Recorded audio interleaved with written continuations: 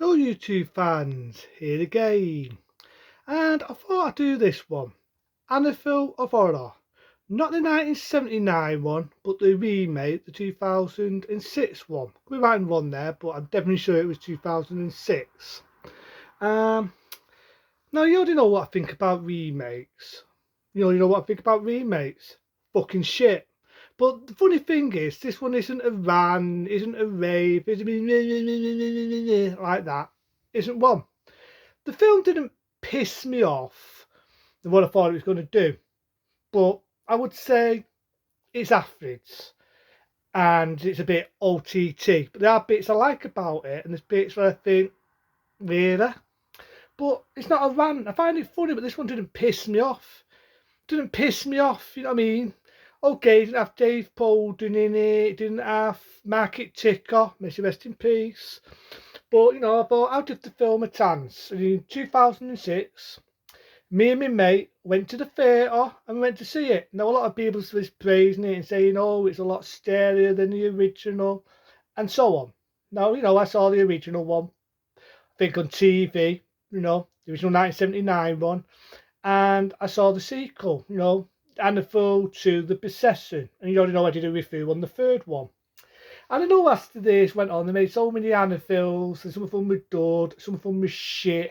And in my eyes, the only two decent ones was 1 and 2. The third one, I already admitted, was a time waster. Fourth one, piece of shit. Fifth one, 92, so on. Darbids. And they were just darbids. So I thought, okay, we'll go with this remake. So I went to the theatre, and me and my mate went to see it, right, back in the day. And I felt the house was over the top. It was big, it was stupid. Unlike the original and the second one, even the third one, I admit, I can watch all the time, Maester. I admit, to me, like, at least for them, they was faithful to what the Annabelle house looked like. They was faithful on how the house looked like. You know, they was faithful. In this, I felt the house was just over the top. It was big, it was clumsy, and it was so on. And the other letdown was, I remember seeing trailers of the Annabelle, the 2006 one. I remember seeing trailers of it, right, back in the day. And they always had that music, you know, from the original, that la la la la la la la la la la la. And it wasn't even in the fucking film. Wasn't in the film. No, okay, I don't want it to be a tartan fucking copy. But to me, I think there was a line on boo-hoos, dump stairs, and CGI.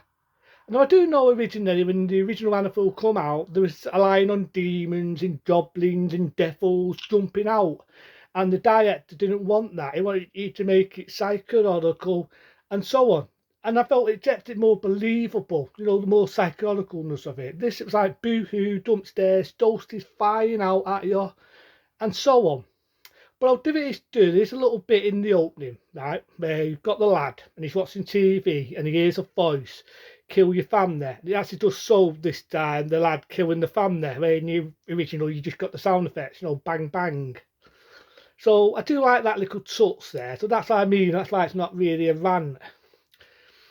And I do like that. I do know in real life the lad did say, the one who killed his family in '74, did say that he did hear voices, but he was just trying to pretend to be insane. Different story.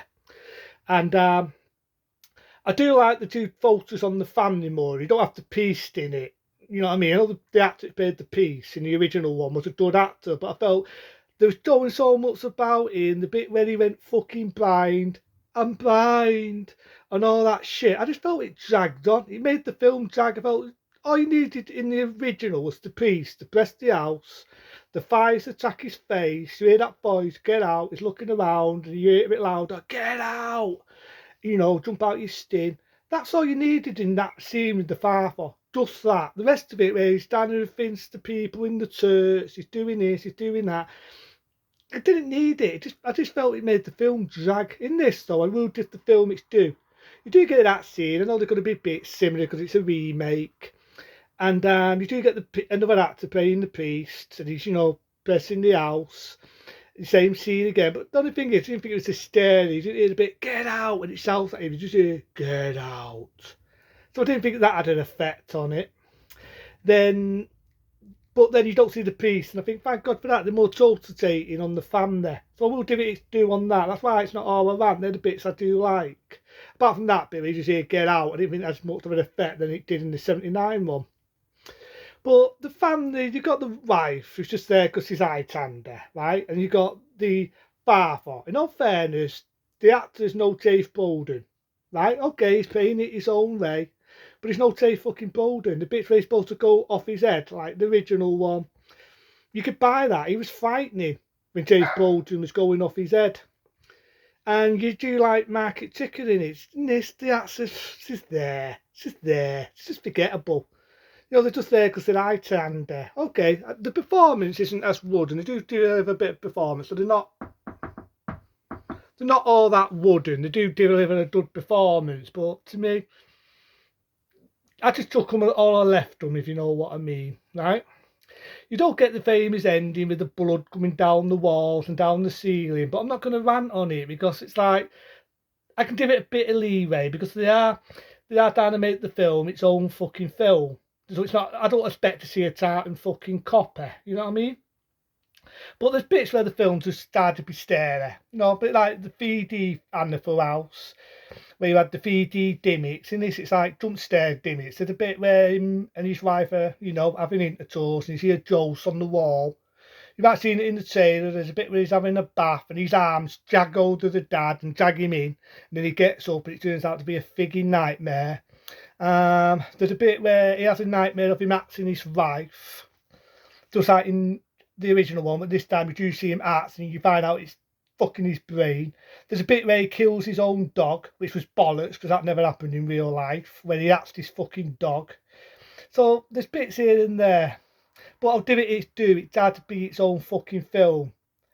I couldn't be doing with the kids, so you had one lad, you know, your typical teenager, you know, just there again because he looked like a pretty boy, you know, typical teenager, and he was doing the family shit, and doing his dad, well, his stepdad, you know, his foster kids, he was doing his foster dad a load of shit, and he gifted him back. I couldn't be doing with that. I mean, in the original one, the kids weren't the main characters, it was more or less Dave Bolden and Market Ticker.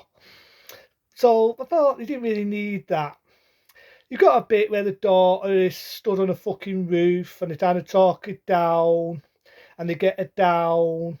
But then the ending of it, Lee My Matty, even though I heard somebody say that when Big Word for me, I remember even hearing that from one of the audience in the cinema. I felt that was a bit anti-Matty. And they were right, because in the ending, they find out the house is haunted, just like the original one. But I'll give it its due. They get on a boat, so it's not like a tartan copy. They get on a boat, they sail off, end of movie. You get the same lines there. No one's ever been in the house before, which is bollocks because you want to know what's my review in Annabelle Fee. There's a family now what is living in the house. But I just felt there's too many jump scares. It tried to be scary. There are some bits what is scary. Like there's a bit where a lad stared and he's going to have a wee and you see this ghost stood next to him, and even that made me shake a little bit. And they do try and make out it was some guy who was a devil worshipper and he was doing sacrifices. So I'll give it its due because I think there was a taste of that in the true story of the book version of the Amityville. But it's one of them. Some people said it was a mental asylum. Some people say it was the house was built on an Indian burial ground. Some people say it was a guy who was a devil worshipper who was doing sacrifices. So which one is it? Which one is the source of the house being haunted? Which one is it? But, you know, to me, I just took it how I left it. But to me, I just felt they had too much CGI. They didn't need to see the CGI fucking do with a bullet in her head. They do that scene, right, where they've got a deer babysitting. But this guy, she's quite nice to look at. Not like the original woman. She had braces and she looked nerdy. They do the same scene where she gets locked in the door, but in this time you see the ghost of the little deer. I didn't really think that was fucking needed. And she goes off her head. So there are bits where it does copy a little bit from the original, but the only reason why I'm not ranting, I'm not swearing and acting like a fucking knob, is because it was its own film. It was its own film. It had to be its own. Yeah, I do know in remakes there are bits where they will copy bits from the original. I respect that. And after seeing some of the other sequels of Amityville, I couldn't really bits on it because they're a lot fucking worse off, believe me. But I do believe the father, the real father of the Amityville, died to sue him. See, that sent my dog mad.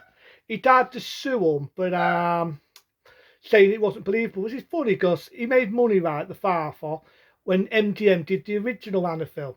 Didn't have to sue him then because he made money on it. He thinks because at the time MGM rent adjusted it real dad and they made this remake. I know the real dad from the Amityville, the real one, is sadly no longer with us. But it's one of them. The film didn't piss me off. It didn't wind me up. You know what I mean? And I thought, oh God, here we go, a fucking remake. But it didn't piss me off. Didn't piss me off as much. Apart from my fucking dog barking. Didn't piss me off, but it's not one of them I could watch again. It's not one of them I could watch again, but I watched it. It's not a rant, but I didn't think it was as scary as they made it out to be. I get more fucking scared waking up with an hangover, on a Saturday night. But it's not bad.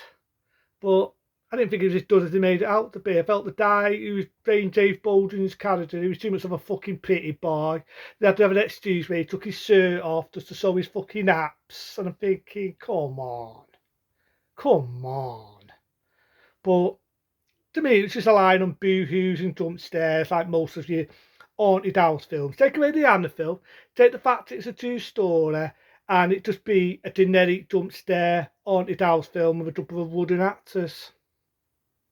But it's not a rant, but I didn't buy it being as more believable as the original. But then again, I'm a realist. Is the house really haunted? Into then though, be smart, boo-hoo, see you later.